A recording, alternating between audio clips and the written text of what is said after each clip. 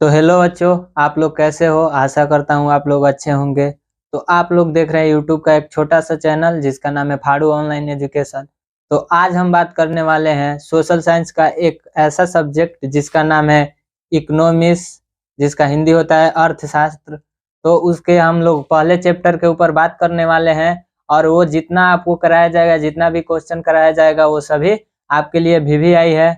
तो कृपया करके इस वीडियो में बने रहिए, अंत तक बने रहिए। अगर वीडियो पसंद आएगा तो लाइक कर दीजिएगा, सब्सक्राइब कर दीजिएगा, और स्टडी से जुड़े रहना होगा तो हमारे चैनल के साथ जुड़ जाइएगा, ताकि आपको अलग अलग तरीके का वीडियो मिलता रहेगा।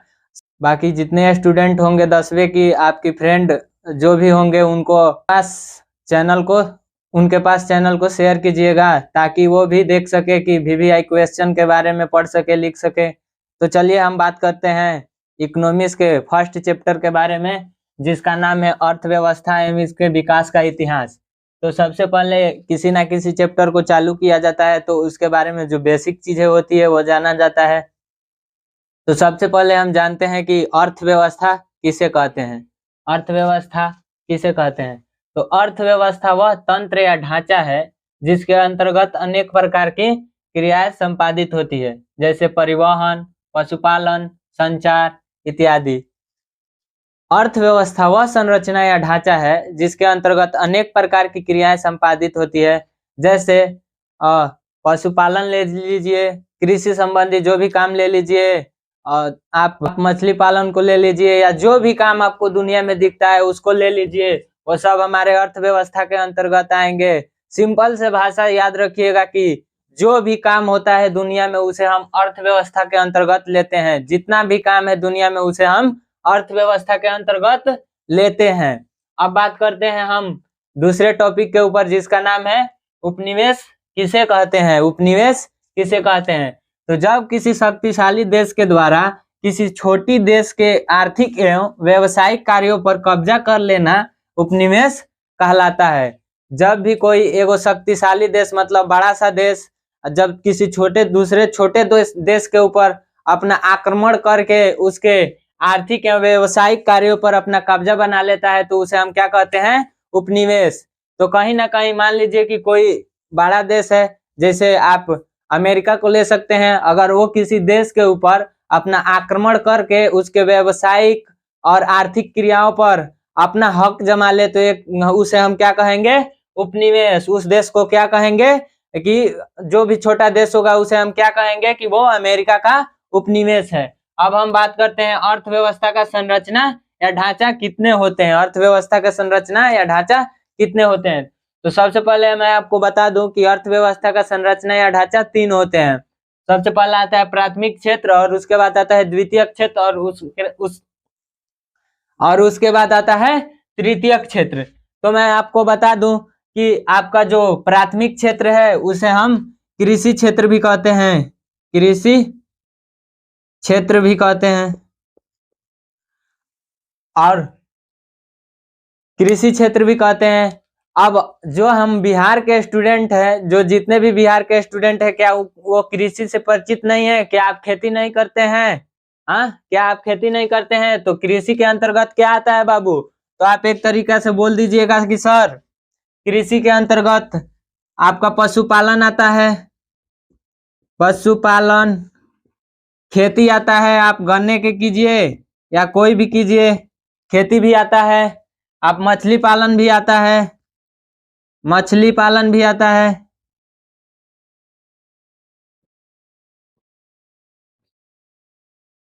तो प्राथमिक क्षेत्र वह क्षेत्र है, एक तरीका से कृषि क्षेत्र को ही प्राथमिक क्षेत्र कहा जाता है। तो कृषि के बारे में आप नहीं जानते हैं?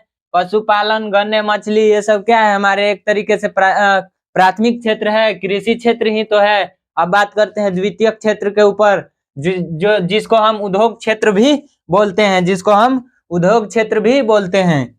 उद्योग क्षेत्र या औद्योगिक क्षेत्र, उद्योग क्षेत्र या औद्योगिक क्षेत्र। तो एगो बात बताइए, आप उद्योग के बारे में नहीं जानते हैं? का वो जो आपके गांव में मीठा का कंपनी है, मीठा करोसर जिसे बोलते हैं, वो क्या है? एगो उद्योग है ना? है गन्ना का फैक्ट्री है जो आपके शहर में, वो क्या है? एगो एक प्रकार का उद्योग ही तो है। तो वो कुटीर हो या लघु है, कुटीर कुटीर हो या लघु हो, कोई भी उद्योग हो, एक प्रकार का जो भी उद्योग होगा वो आपका द्वितीयक क्षेत्र के अंतर्गत आ जाएगा और उसे ही उद्योग क्षेत्र कहते हैं, उसे ही उद्योग क्षेत्र कहते हैं। अब एक बात बताइए, आप तो जान गए कि जो भी क्षेत्र एक बात बताइए, आप तो जान गए जो भी उद्योग आएगा वो किसके अंतर्गत आएगा, द्वितीयक क्षेत्र के अंतर्गत।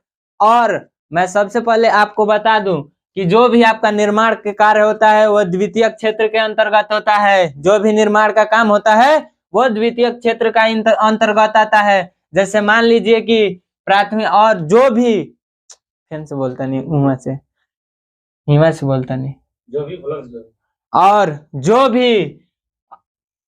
और जो भी आपके रॉ मटेरियल आते हैं वो प्राथमिक क्षेत्र से आते हैं बच्चों। जो भी आपके रॉ मटेरियल आते हैं वो कहाँ से आते हैं, प्राथमिक क्षेत्र से आते हैं। और जो भी निर्माण होता है वो कौन सा क्षेत्र में होता है, तो आप बताइएगा कि द्वितीय क्षेत्र में। आप बोलिएगा सर कैसे, तो सबसे पहले बता दे बाबू का गन्ना जो आपके प्राथमिक क्षेत्र के अंतर्गत आता है, जो आपका गन्ना प्राथमिक क्षेत्र के अंतर्गत आता है, का वो रॉ मटेरियल नहीं है क्या, वो रॉ मटेरियल नहीं है। आप बोलिएगा कि सर हाँ रॉ मटेरियल है और वो द्वितीय क्षेत्र के अंतर्गत आता है, तो क्या होता है बाबू, कहीं ना कहीं उसका चीनी बनता है, उससे मीठा बनता है जिसका उपयोग हम लोग करते हैं। तो क्या बाबू कुटीर और लघु उद्योग जो भी उद्योग है वो आपको एगो निर्माण करके नहीं दे रहा है, अलग निर्माण करके चीनी नहीं दे रहा है, अलग निर्माण करके आपको मीठा नहीं दे रहा है। तो जो भी निर्माण वाला कार्य होता है वो आपका द्वितीय क्षेत्र के अंतर्गत आता है और जो भी रॉ मटेरियल वाला काम होता है वो प्राथमिक क्षेत्र के अंतर्गत आता है। अब हम बात करते हैं तृतीय क्षेत्र के ऊपर, जिसे हम सेवा क्षेत्र भी कहते हैं, जिसे हम सेवा क्षेत्र भी कहते हैं, सेवा क्षेत्र भी कहते हैं। अब एक बात बताइए, सेवा से आप नहीं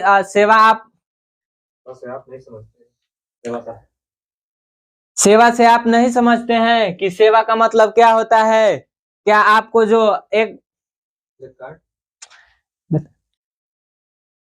तो सेवा आप नहीं जानते हैं, तो मैं आपको बता दूं, आप घर पे बैठे बैठे कोई भी कपड़ा, कोई भी जूता, कोई भी क्रिकेट बैट या कोई भी सामग्री फ्लिपकार्ट या अमेजोन जिससे भी ऑर्डर करते हैं, काऊ आपको आपके घर पे लिया कर नहीं छोड़ता है। आप बोलिएगा कि हाँ सर छोड़ता है, तो क्या हुआ, एक प्रकार का सेवा ही तो दे रहा है, वो आपको क्या दे रहा है, एक प्रकार का सेवा ही तो दे रहा है। तो इसे ही हम सेवा क्षेत्र कहते हैं या तृतीयक क्षेत्र कहते हैं। जैसे मान लीजिए कि कोई भी आपका जो बैंक का कर्मचारी हो गया, एक प्रकार से आपको सेवा ही तो दे रहा है, एक प्रकार से सेवा ही तो दे रहा है। कोई भी सरकारी नौकरी हो गया, एक प्रकार से आपको सेवा ही तो दे रहा है। जैसे पुलिस को मान लीजिए, एक प्रकार से आपको सेवा ही तो दे रहा है, बीच चौराहे पे खड़े होकर सेवा ही तो दे रहा है। अब हम आगे बात करते हैं अगले क्वेश्चन के ऊपर। तो अब पढ़ते हैं हम अर्थव्यवस्था के प्रकार। आखिर अर्थव्यवस्था कितने प्रकार के होते हैं, तो सबसे पहले मैं आपको बता दूं कि अर्थव्यवस्था 3 प्रकार का होता है, पूंजीवादी, समाजवादी और मिश्रित अर्थव्यवस्था।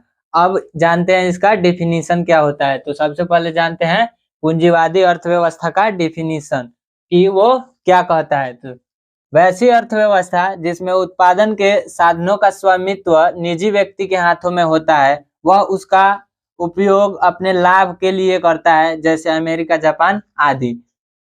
वैसी अर्थव्यवस्था जिसमें उत्पादन के साधनों का स्वामित्व किसी निजी व्यक्ति के पास होता है, किसी एक व्यक्ति के पास होता है, जो उसका लाभ अपने लिए करता है। एक बात बताइए, जैसे कोई भी अमीर आदमी है, वो अपने धन संपत्ति का उपयोग आपके लिए करेगा, कभी नहीं करेगा। वो जो भी उपयोग करेगा अपने लिए करेगा, तो उसे हम पूंजीवादी अर्थव्यवस्था के अंतर्गत लेते हैं या मानते हैं। अब हम बात करते हैं दूसरी अर्थव्यवस्था जिसका नाम है समाजवादी अर्थव्यवस्था। वैसी अर्थव्यवस्था जिसमें उत्पादन के साधनों का स्वामित्व सरकार के हाथ में होता है, वह उसका उपयोग समाज के कल्याण के लिए करता है, जैसे चीन और क्यूबा। वैसी अर्थव्यवस्था जिसमें उत्पादन के साधनों का स्वामित्व सरकार के हाथ में होता है, जो उसका उपयोग समाज के कल्याण के लिए करता है।